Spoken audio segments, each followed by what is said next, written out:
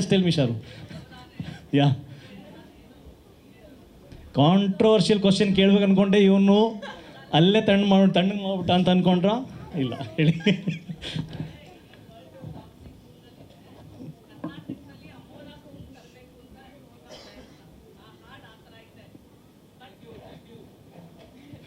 Thank you.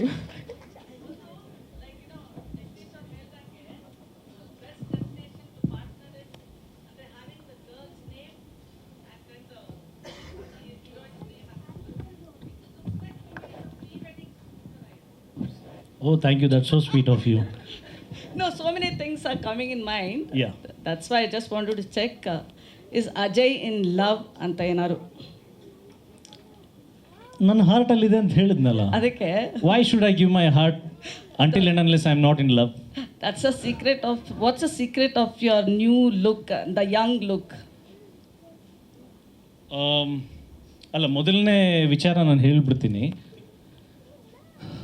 Heroine name Brinda Acharya and Krishna Ajay Rao. ಈ ಹಿಂದೆ ಎಂದೆಂದಿಗೂ ಸಿನಿಮಾದಲ್ಲಿ ಫಸ್ಟು ನಂದು ಮತ್ತು ರಾಧಿಕಾ ಪಂಡಿತ್ ಅವ್ರದ್ದು ಹೆಸರು ಆ್ಯಡ್ ಆಗಿದೆ ಎಂದೆಂದಿಗೂನಲ್ಲಿ. ಆ್ಯಂಡ್ ಸೆಕೆಂಡ್ ಟೈಮ್ ರಿಪೀಟ್ ಆಗಿದ್ದು ಲವ್ ಯು ರಚು ಸಿನಿಮಾದಲ್ಲಿ ಕೃಷ್ಣ ಅಜಯ್ ರಾವ್ ಆ್ಯಂಡ್ ರಚಿತಾ ರಾಮ್ ಅಂತ. ಈ ಸಿನಿಮಾದಲ್ಲಿ ಪರ್ಟಿಕ್ಯುಲರ್ಲಿ ನಾನೇ ಹೇಳಿದ್ದು ಬೃಂದಾ ಅವ್ರ ಹೆಸರನ್ನು ಹಾಕಿ ಆ್ಯಂಡ್ ಬೃಂದಾ ಅವ್ರ ಹೆಸರು ಫಸ್ಟಿಗೆ ಬರಲಿ ಅಂತ. ಇವರು ಕೂಡ ಒಂದು ಇಂಟರ್ವ್ಯೂನಲ್ಲಿ ಒಂದು ಒಳ್ಳೆ ಮಾತು ಹೇಳಿದರು, ಅಂದರೆ ಇಟ್ ಶುಡ್ ಗೆಟ್ ನಾರ್ಮಲೈಸ್ಡ್. ಈಗ ನಾವು ಎಲ್ಲ ಕಡೆ ವುಮೆನ್ ಎಂಪವರ್ಮೆಂಟ್ ಬಗ್ಗೆ ಮಾತಾಡ್ತೀವಿ, ಸಾಮಾನ್ಯತೆ ಬಗ್ಗೆ ಮಾತಾಡ್ತೀವಿ. Why not? ಈಗ ಪಾರ್ಟ್ನರ್ ಅಂತ ಹೆಸರಿಟ್ಟಾಗ ಬರೀ ಕೃಷ್ಣ ಅಜಯ್ ರಾವ್ ಇನ್ ಪಾರ್ಟ್ನರ್, ಯಾರ ಜೊತೆಗೆ? ಸೊ ಪಾರ್ಟ್ನರ್ ಅನ್ನೋ ಸಿನಿಮಾ ಆಗಿರೋದು not only by hero and heroine together they play partners.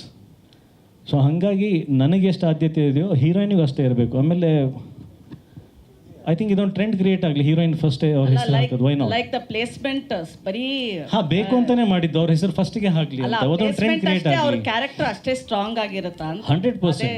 ಅಲ್ಲ, that is why it's partner. Partner ಅಂದರೆ ಸಮಾನತೆ ಇದ್ದರೆ ಮಾತ್ರ ಅದು partner.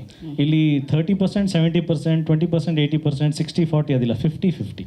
And one of the, ಅಂದರೆ ಅಜಯ್ ರಾವು ಪ್ರೀವಿಯಸ್ ಸಿನಿಮಾಸಲ್ಲಿ ಜಾಸ್ತಿ ಕಾಣಿಸ್ಕೊಳ್ಳಿಲ್ಲ ಪ್ರಮೋಷನ್ಸ್ಗೆಲ್ಲ, ಬಟ್ ಪಾರ್ಟ್ನರ್ ಅಂತ ಬಂದ ತಕ್ಷಣ you had a special reason to be here. Only you choose cinema, ಅಂದರೆ ನೀವು ಸಿನಿಮಾನ ಯಾವ ಸಿನಿಮಾ ಬರಬೇಕು ಅಂತ ಚೂಸ್ ಮಾಡ್ತೀರಾ ನೀವು? ಇನ್ಮೇಲೆ ಚೂಸ್ ಮಾಡ್ತೀನಿ. ರೀಸನ್?